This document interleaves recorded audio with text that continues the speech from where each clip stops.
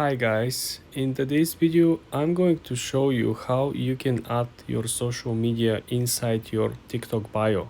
You will be able to add links so people can actually visit your other accounts so you can grow at the same time within the other social medias.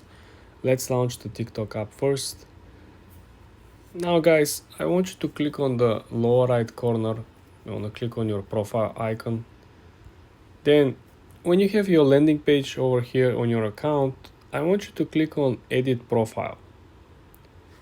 When you click on edit profile, you will have a social media linking page, which is the last two options in this menu. You can essentially add your Instagram link, add your YouTube link, okay, both accounts. Then if you look up inside the bio, you can attach another link which can send people to, let's say, your other official website. This is how you can add your multiple different social medias and you can grow simultaneously within all the social media space. For more tips like this guys, subscribe and like this video.